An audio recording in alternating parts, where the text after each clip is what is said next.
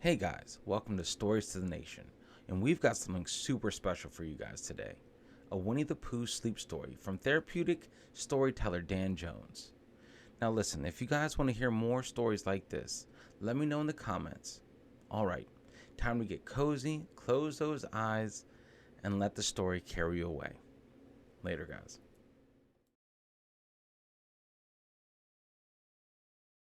Eeyore's Bright Day.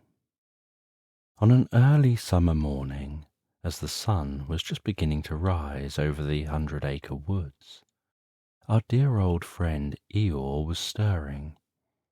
Usually, Eeyore was the last to greet the morning, preferring instead the solitary peace of his own thoughts.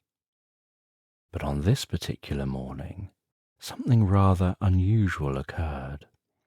Eeyore, that lovable but perpetually gloomy donkey, awoke with a spring in his step and a twinkle in his eye.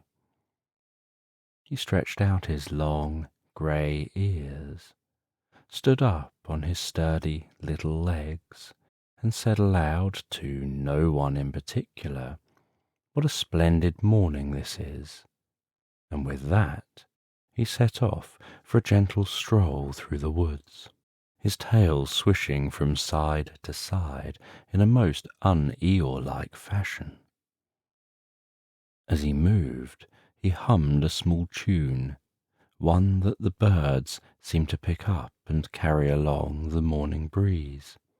The melody whistled through the branches as Eeyore greeted the flowers, the buzzing bees, and even the dew-kissed grass beneath his hooves. He seemed to carry with him a kind of joy that was so unfamiliar that the very air around him seemed to pause, puzzled but pleased. Now it wasn't long before the 100-acre wood's other inhabitants began to stir. The first to awaken, as he often was that bear of very little brain, Winnie the Pooh. Pooh, you see, had a particular fondness for the early morning, as it was a splendid time for thinking about the first honeypot of the day. As he ambled out of his house, he noticed something quite peculiar. There was a new sound in the air, a humming, a whistling, a sort of happy huffing and puffing. Pooh tilted his round head to one side, listening closely. "That's not the sound of honey," he mumbled to himself, "and it's certainly not a sound of heffalumps. It's something different, something cheery." Just then, the small figure of Piglet appeared, wiggling his tiny ears in the morning light. He, too, heard the unfamiliar sound. "Pooh," he said in his small voice, "do you hear that? It sounds like it couldn't be. Eeyore." The two friends looked at each other, their eyes wide with wonder. Eeyore, their ever gloomy friend, making such a joyful noise. It was almost too strange to believe. And yet, as they traced the sound, they found Eeyore prancing, yes, prancing through the meadow, a wide grin on his usually sombre face. "But Pooh," stammered Piglet, "what do you suppose has come over Eeyore?" "I don't quite know, Piglet," Pooh replied, watching Eeyore with bemusement, "but it's rather a pleasant change, isn't it?" And so the 100-acre woods started its day with a dash of cheer and a sprinkle of intrigue, as its inhabitants began to wonder about the quite surprising and rather delightful transformation of their old friend Eeyore. In the midst of their bewilderment, Pooh and Piglet agreed that they must get to the bottom of this most surprising mystery. After a quick snack of honey and acorns, they set off, trailing after their unusually cheerful friend. "First things first," said Pooh, puffing out his chest importantly. "We must observe Eeyore closely." "Yes," agreed Piglet, his eyes wide with anticipation. "We should take notes like Christopher Robin does when he's learning." And so they watched. They watched as Eeyore stopped to admire a daisy, its petals still wet with morning dew. They watched as he shared a friendly nod with a passing butterfly, the corners of his mouth twitching upwards in an amicable smile. They watched as he hummed along to the merry songs of the birds, his hoof tapping out a rhythm on the forest floor. It was during this time of keen observation that Owl flew by, his wide eyes narrowing as he saw Pooh and Piglet following Eeyore around. Sensing a grand tale in the making, he landed on a nearby branch. "What are you two up to?" he hooted, perching on his branch. "We're observing Eeyore," explained Piglet. "He's been acting rather un-Eeyore-like today." Owl pondered this, and after a moment he offered, "Perhaps it's the weather. A good bit of sun can often lighten one's mood."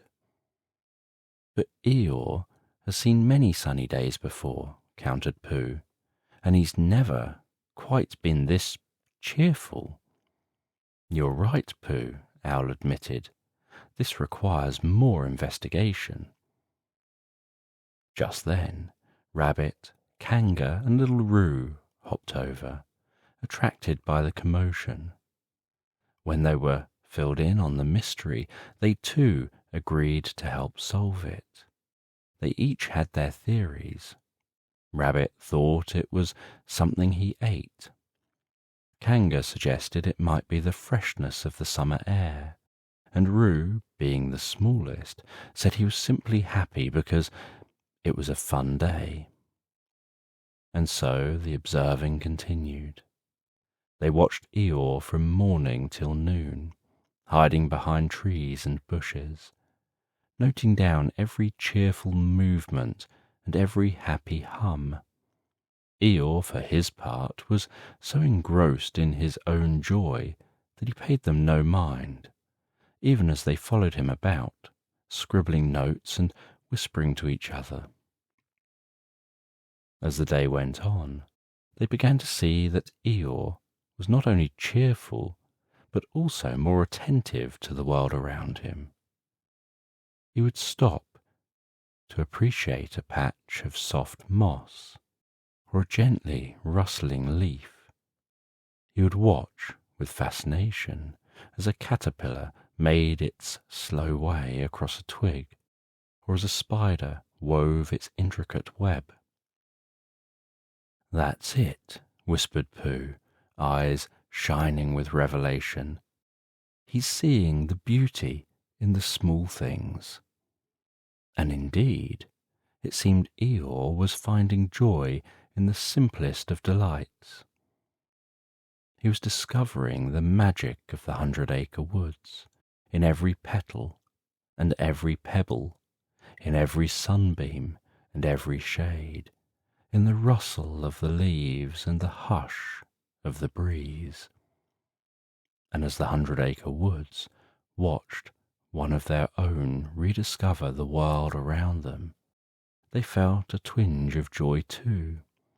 The mystery was not yet solved, but they were beginning to understand, if just a little, while their old friend was suddenly so full of cheer. Eeyore, all the while unaware of the intrigue he'd stirred, was sauntering through the 100-acre woods, his heart light with the simple joy of a splendid summer day.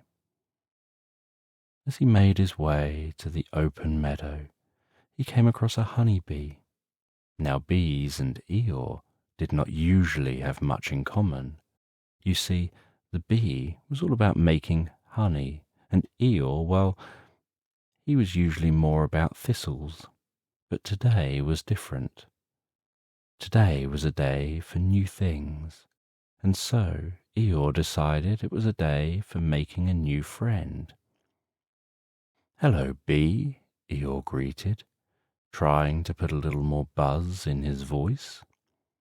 In an effort to speak bee language, the bee paused in her flight, hovering in the air as she regarded Eeyore. "Hello, Donkey," she replied, for bees, as we all know, are very good with languages. "Isn't it a lovely day?" Eeyore continued, waving his tail a bit, just as he had seen bees wave their antennae. "It is," the bee agreed, making a little circle in the air before she settled on a nearby daisy.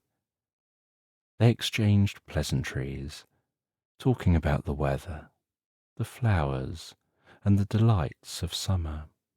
And then, in the middle of the conversation, the bee told Eeyore a secret, her voice barely a whisper in the summer breeze. "Eeyore, the beauty of the world lies in the appreciation of the smallest joys." This little piece of wisdom, so simple and yet so profound, made Eeyore even happier. He thanked the bee for her wise words and promised to keep them close to his heart. Unbeknownst to them, the other animals had been watching this exchange from behind a bush. Upon hearing the bee's secret, their faces lit up with surprise and revelation. "Did you hear that, Pooh?" Piglet whispered, his eyes wide. "I did, Piglet," Pooh replied, his brow furrowed in thought. "And I think I'm beginning to understand why Eeyore has been so cheerful." The others huddled closer, each of them processing the bee's words in their own way. Rabbit, the logical one, turned it over and over in his mind. Owl, the wise, contemplated its deeper meaning. Kanga and Roo shared a look of understanding, while Pooh and Piglet considered how this new knowledge could be applied to their own lives. Eeyore's newfound joy was not due to an extraordinary event or a grand adventure, but rather the simple appreciation of life's smallest moments. It was a revelation that sparked a ripple of comprehension among the inhabitants of the 100-acre woods. And yet they were unsure of what to do next. Could they, like Eeyore, find such profound happiness in the simplest of joys? As the sun dipped lower in the sky, painting the woods in hues of orange and pink, they decided to try and find out. With newfound resolve and a sense of anticipation, they looked forward to the morrow, ready to embark on an adventure of joy in the smallest of things, the quietest of moments, and the simplest of pleasures. The following day, as the sun rose over the 100-acre woods, the residents set about their new endeavour. Each of them, in their own way, tried to apply the wisdom shared by the honeybee to Eeyore, to appreciate the small joys and find happiness where they hadn't before. Pooh, with his mind fixed on the honeybee's words, decided to spend the morning observing the bees rather than focusing on their honey. But as he watched them buzzing around, he couldn't help but think about the sweet taste of honey and how it dribbled down onto his paw in a pleasant, sticky mess. He found himself missing his beloved honey, his tummy rumbling in protest. Piglet, too, attempted to find joy in the quiet, spending his day listening to the soft whisper of the wind and the gentle rustle of the leaves. But every tiny noise made him jump, and he found it rather difficult to relax and enjoy the quiet when he was worried about heffalumps and woozles sneaking up on him.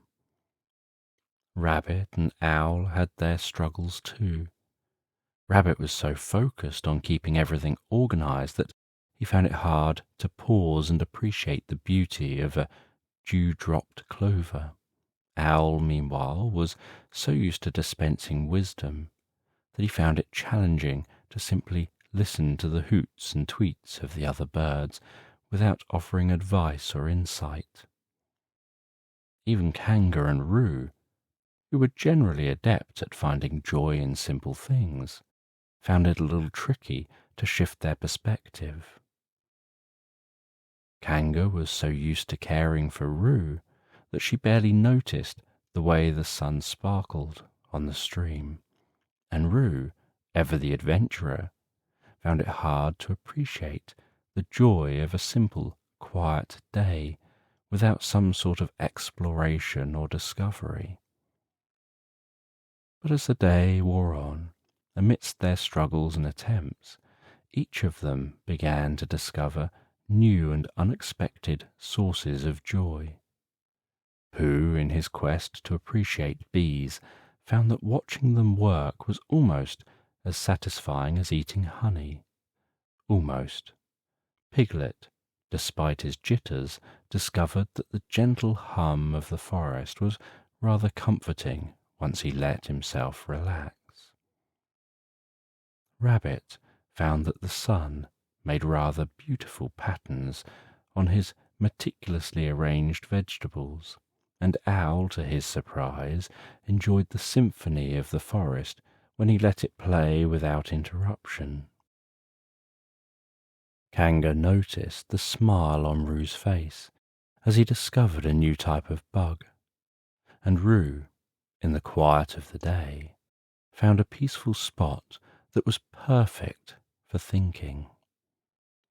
By the time the sun was setting, painting the sky with hues of pink and gold, each of them had experienced a day like no other. They'd learned, just like Eeyore, to see the beauty in the small joys around them, even though it had been a little more difficult than they'd expected. They all agreed it was worth it, as they gathered to share their experiences and newfound happiness. In the soft light of the setting sun, the friends of 100-Acre Woods all gathered around Eeyore, who was reclining contentedly on his favourite patch of thistles. They were eager to share their experiences, their struggles, and the surprising little joys they had discovered throughout the day. Who went first? His paws fidgeting with anticipation. "I watched the bees today, Eeyore," he began, "and though I missed the taste of honey, I found the way they worked together to be rather fascinating. It was, well, it was a sort of small joy, I suppose." Eeyore nodded, his eyes bright. "And that, Pooh," he said, "is precisely the point." One by one, the others shared their experiences. Piglet spoke of the soothing hum of the forest, Rabbit of the sun's patterns on his vegetables, Owl of the music of the forest, and Kanga and Roo of the tiny wonders they'd discovered.